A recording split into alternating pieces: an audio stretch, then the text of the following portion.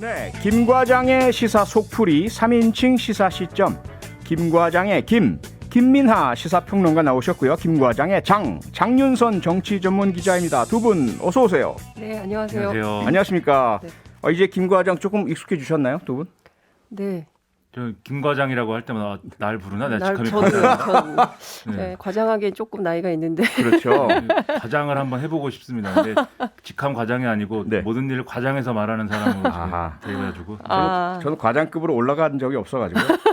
네, 저의 새 모습 유튜브로 직접 보여드리고 있습니다. 생중이 되고 있으니까요.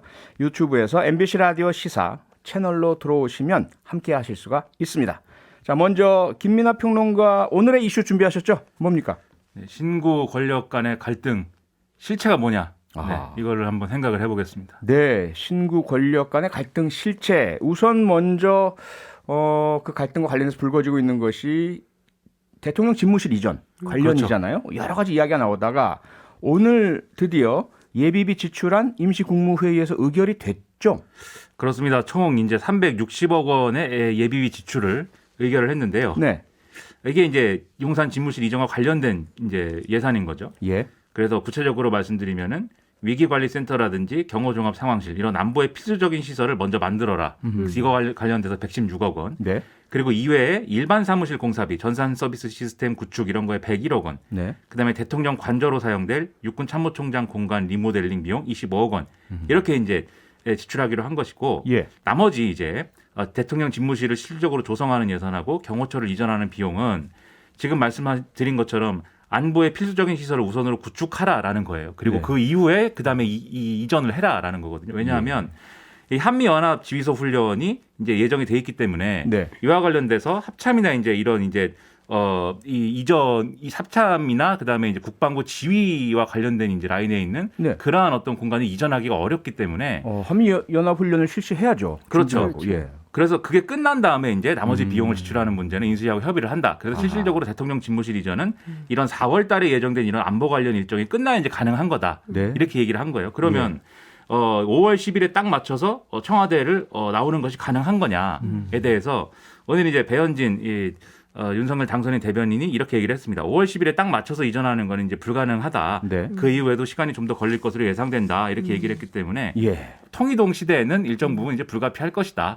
이런 결론으로 가는 것이죠. 네, 근데 쟁점은 두 가지 같아요. 예. 그러니까 여전히 이제 국민들 사이에서 의문을 품고 있는 점은 첫 번째, 뭐 용산에 갈 수 있다. 예. 용산에 갈 수 있는데 왜 청와대를 단 하루도 들어가지 않는 거냐. 이 의문점에 대한 해답을 아직 못 주셨어요. 네. 그래서 뭐 여러 가지 설들이 나오고 있는데 제가 보기에는 청와대를 국민께 돌려드린다라는 그 입장은 이해는 하겠지만 네. 그렇다고 해서 국민들이 당장 청와대를 국민께 돌려줘라 막 이렇게 요구하고 있는 것도 아니기 때문에 네. 절대로 한 걸음도 들이지 마라 이런 뭐 요구는 그런 국민들이 것도 안 아니잖아요. 하시잖아요. 예. 그러니까 이게 국민의 뜻이라고 하기엔 조금 애매한데 왜 이런 얘기를 세게 하는 걸까라는 포인트가 하나 있고 네. 또 하나는 제가 취재를 좀 해보니까 예. 이 용산 국방부 가보셨잖아요. 그래서 이 요새처럼 되어 있는데 사실 우리 입장에서는 굉장히 안보적으로 좋은 장소인 것처럼 보이지만 북의 입장에서 보면 제일 잘 보이는 곳이라는 거예요. 그래서 북악산이나 이렇게 삼각산으로 가려져 있는 청와대하고는 완전히 위치가 다르기 때문에 개방되어 있죠. 그렇죠. 예, 예. 그래서 경우에 따라서는 원점 타격 기준이 될 수 있다. 네. 과연 이분들이 이걸 알고 저렇게 추진하는 것인지 의문스럽다. 이렇게 두 가지 쟁점이 제가 보기에는 가장 중요한 핵심 포인트가 아닌가 싶습니다. 네, 그런 네. 얘기 하다 보니까 별 얘기가 그래서 다 나오죠. 왜 이러는 거냐. 예. 별 얘기 다 나오는데 그 중에는 뭐 이런 얘기까지 있었어요, 사실.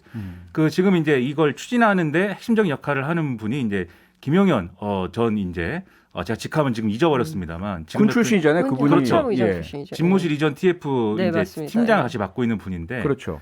이분이 과거에 이제 청와대에 이제 그 무인기가 날아와가지고 한 번이 난리가 난 적 있지 않습니까? 네, 네, 네, 네. 무인기 그렇죠. 소동했었죠. 네, 그 사건 때문에 이제 좀 밀려난 경험이 있어가지고 네. 그런 것도 작용하는 거 아니냐 뭐 이런 얘기까지 나와요. 이렇게 설명이 잘 안 되니까. 네. 그러니까 사실 이렇게 좀 졸속이다라는 비판이 있습니다만 그럼에도 네. 불구하고 어쨌든 공약을 했고 이전을 한다고 하면은 네. 어쨌든 간에 이제 할 수밖에 없는 거 아니겠습니까? 근데 이제 해야 되는 퇴근길 거고. 이 그렇죠. 방송 듣고 계신 청취자들이나 국민들 입장에서는 네. 특히 이제 자영업 뭐 코로나 이후에 얼마나 자영업자들 힘들게 살고 계십니까? 그렇죠. 그러니까 이분들에 대한 그 집행되어야 되는 예산이 분명히 있는데 예. 대통령 집무실을 옮기느라고 무려 300 60억 그리고 플러스 알파 뭐 네. 경우에 따라서는 뭐 1,000억대 뭐 등등 별하별 얘기가 나오고 있는데 이렇게 해야 되는가? 이것이 합리적인 결정인가?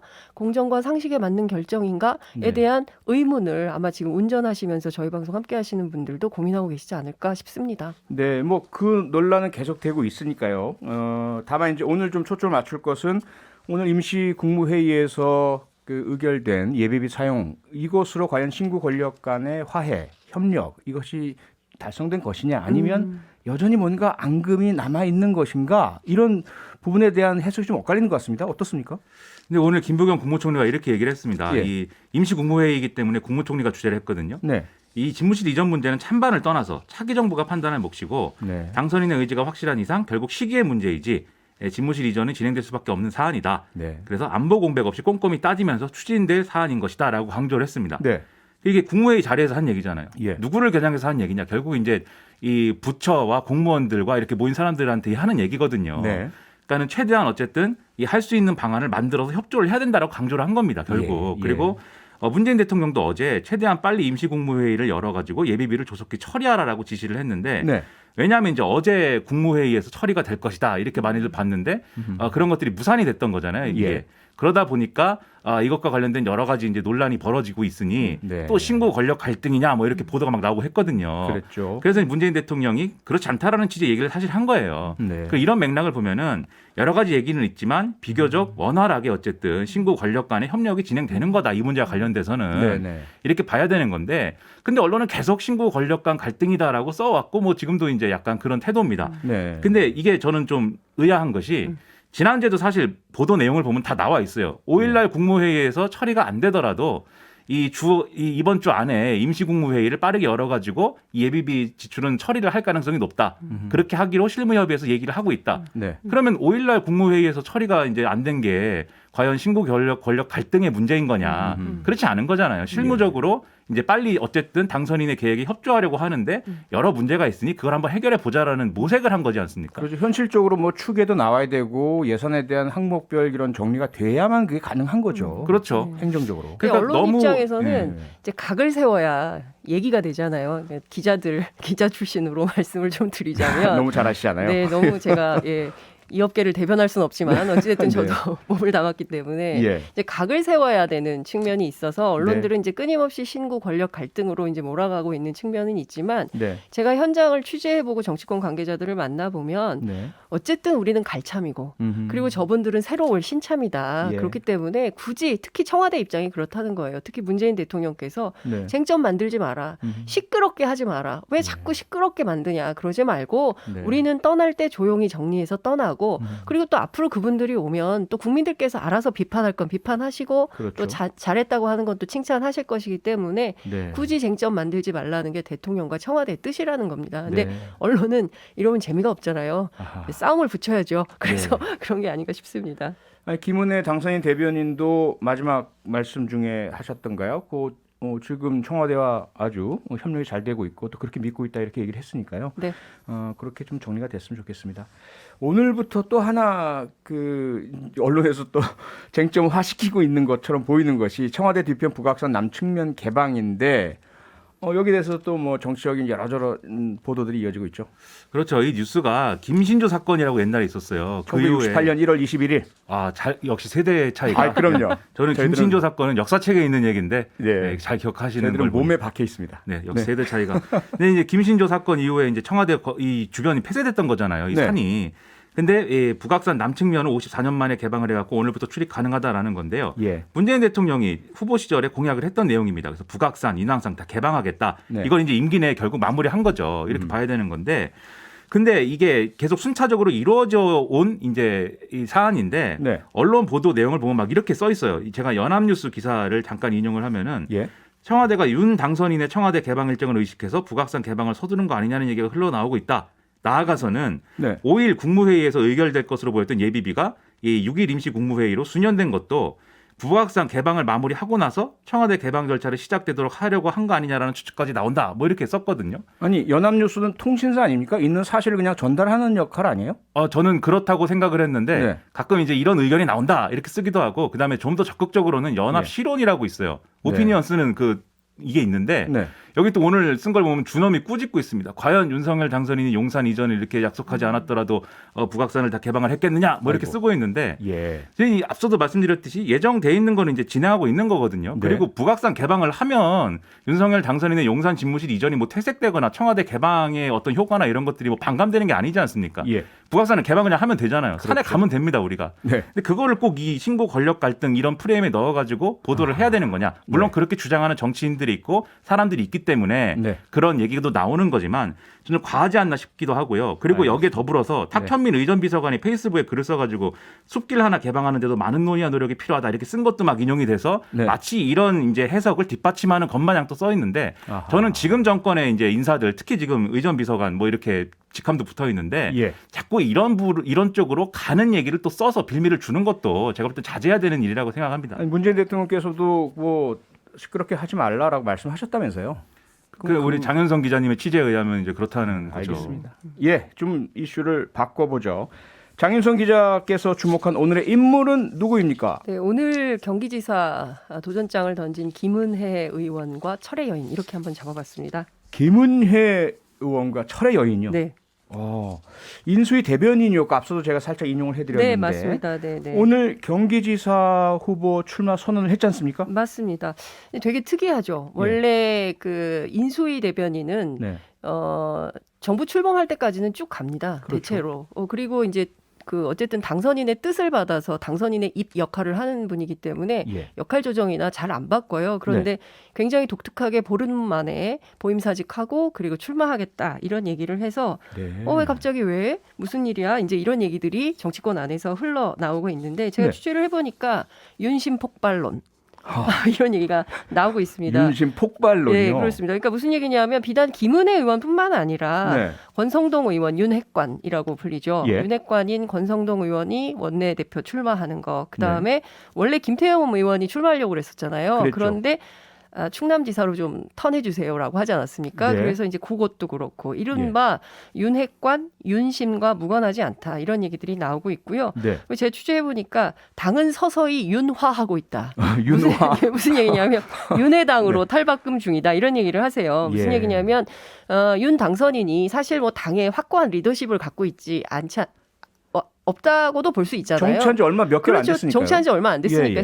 신인이잖아요. 그렇죠. 그래서 이게 좀 당정청 그리고 당청 간의 관계를 좀 좋게 하기 위해서는 네. 당을 좀 바꿀 필요가 있다라고 해서 윤심이 상당히 작용을 많이 하고 있다. 물론 아니라고 주장하고 계십니다. 그 네. 우려도 나오는데 예. 이게 예를 들면 민주당은 이런 것에 대해서 문제 제기를 하고 있습니다. 예를 들면은 김태흠 의원이 충남지사 출마 선회한 게 이준석 대표랑 김경원 원내대표가 가가지고 설득을 해서 이루어진 일인데 네. 그 과정 이후에 나온 얘기가 김태흠 의원이 윤석열 당선인한테 직접 충남지사 출마를 제안받은 것처럼 하는 뭐 그런 일이 있었다라는 취지의 얘기가 막 나오고 이랬거든요. 예. 근데 이게 어떻게 보면은 대통령 당선인이고 곧 대통령이 되시는데 예. 대통령이 지방선거나 이런 것에 막 이렇게 뭐 관여한 것처럼 비춰질 수가 있는 거잖아요. 네네. 그래서 이런 것들에 대해서 막 비판을 하고 그랬는데 그러다 보니까 인수위하고 윤석열 당선인 측에서는 그런 거 아니다. 다 각자 결심에 따라서 출마를 하고 있는 거다 지금. 네네. 각자 결심에 따라서 그렇기 때문에 뭐 윤심 이런 거 아니다. 이렇게 얘기를 하고 있지만 네. 어쨌든 정치라는 거는 해석할 수밖에 없는 거 아닙니까? 뭔가 라고 말은 하지만 그렇죠. 실제 취재해 보면 또 기자들한테 또 다 얘기를 해요. 이분들이 전화 이거 비보도를 전제로 얘기하는 거예요라고 하지만 예. 보도할 줄 다 압니다. 알고도 그렇죠. 또 얘기를 하는 거예요. 그렇기 때문에 이제 어쨌든 뭐 언론에 대고 아닙니다. 이것은 네. 민심입니다. 막 이렇게 얘기를 하지만 실제로는 윤심이 작동하고 있다. 이거는 사실 거부할 수 없는 현실이다. 각 지역에 경선을 해야 되는데 네. 약간 친윤 후보 같은 후보 그리고 비윤 후보 같은 후보들이 가시화되고 있는 게 사실입니다. 그렇습니다. 아하. 경기도가 그렇죠. 지금 왜냐하면 예. 딱 붙어 있어요. 지금 원래 유승민 의원이 네. 도전장을 내지 않았습니까? 그랬죠. 그렇기 때문에 사실 당내에서는 가장 강력한 후보, 물론 네. 이제 지금도 그렇습니다. 그리고 또 김은혜 의원이 도전장을 냈지만 예. 초선이고 그렇죠. 아직 그분도 정치하신 지 얼마 안 됐고 그리고 또 이제 유승민 의원 같은 경우는 대선 후보이기 때문에 그럼요. 였기 때문에 이게 체급이 전혀 다르잖아요. 예. 그래서 이제 사실상 뭐 당 내부에서는 오히려 잘 됐다. 그냥 이참에 경선이 활성화될 수 있으니까 좋다. 네. 뭐 이런 평가와 분석도 있지만 예. 그리고 또 김은혜 의원 입장에서는 나쁠 게 없다. 윤심을 받아서 출마했다가 예. 되면 좋고 그렇죠. 체급이 올라가고 네. 안 되더라도 어쨌든 윤심이 작용한 결과이기 때문에 어떤 정치적 형태로든 거물과 이게 보상을 받을 수 대결을 있다. 했으니까. 그렇습니다. 이제 그렇죠. 그런 얘기들이 나오고 있는 것이죠. 그러니까 김은혜 의원 입장에서는 손해 볼 게 하나도 없다 이런 얘기들이 나오고 있습니다. 김은혜 의원이 지난번에 그 전당대회 출마했다가 별로 안 좋았거든요, 결과가. 네, 네. 근데 그때랑 비교해 보면 지금 대통령 당선인의 대변인 하다가 네. 이 윤석열 당선인하고 경선 때 겨뤘던 유승민 전 의원하고 아하. 경기지사 경선을 하는 존재가 된 거잖아요. 네. 그리고 김은혜 의원만 있는 게 아니고 다른 경선 출마자들도 있는데 그렇죠. 심재철 전 국회부의장이라든지 뭐 함진득 전 의원이라든지 그리고 오늘은 뭐 강용석 씨 얘기도 나오고 뭐 여러 가지가 제가 있는데 오늘 취재해 보니까 네. 강용석 의원에 대해서 제일 걱정들이 많더라고요. 그렇죠. 근데 벌써 어디가 종류의 아나운서 걱정인가요? 성희롱 발언이 얘기가 나오고 예. 있다. 이거 어떻게 해야 되냐. 그래서 네. 사실 그 국민의힘 당 내부에서 취재를 해보니까 예. 강용석 의원을 제일 걱정을 하고 있는 분위기. 근데 이 하더라고요. 구도가 유승민 대 김은혜 이렇게 싹 정리가 돼버리면 그렇죠. 김은혜 의원 상당히 주가가 근데 올라가죠. 이제 올라가겠죠? 경선 프레임에 대해서는 상당히 걱정들을 하고 있어요. 원래 이제 처음에 생각했던 유승민 캠프에서 생각했던 바는 김동연 대 유승민, 유승민 대 김동연 해서 예. 경제학자 출신의 정치인과 경제 관료 출신의 대결로 해서 경제 정책 가지고 한번 세게 붙어보자. 이제 네네. 이런 생각을 했는데 그렇죠. 갑자기 김은혜 의원이 툭 들어오니까 예. 경선 프레임 자체가 첫 번째 유승민 배신자 프레임이 작동할 가능성이 있다. 아하. 그리고 두 번째 경기도 무연고론. 예. 경기도에 무슨 연고가 있냐 이런 얘기가 나오고 또 하나는 경기도가 무슨 대권진 사람들의 발판이나 디딤돌을 마련하는 동네냐 이런 식으로 경선 프레임이 작동하면 이게 다시 또 진흙탕 싸움으로 될 수가 있어서 네. 원래 처음에 우아하게 좀 해보려고 했는데 어허. 다시 또 이런 판이 될 것 같아서 매우 곤란하다 이제 이런 얘기들이 좀 나오고 있습니다. 그런데요. 그런데 김은혜 의원이 도대체 왜 윤핵관인 거죠? 언제부터? 제가 취재를 해보니까 원래 뭐 인연이 있었던 건 아니에요. 예. 그런데 이제 이분이 대선 때 공보단장을 하지 않았습니까? 네. 근데 이게 그 국민의힘 의원들 얘기입니다. 잘했는지는 모르지만 열심히 했다. 그래서 네.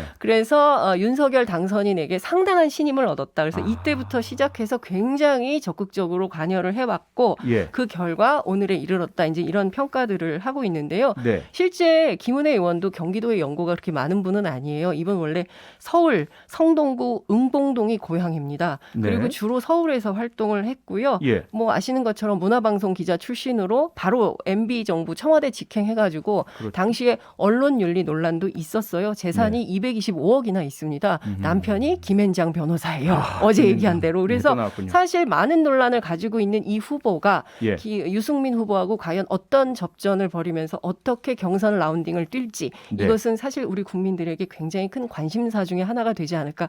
특히 지금 이 방송 듣고 계시는 경기도민들 아씨 어떻게 되는 거야 우리 동네 막 이런 생각도 하시지 않을까 맞아요. 싶어요. 저도 경기도민입니다. 저도 맞아요. 저도 고향이 수원입니다.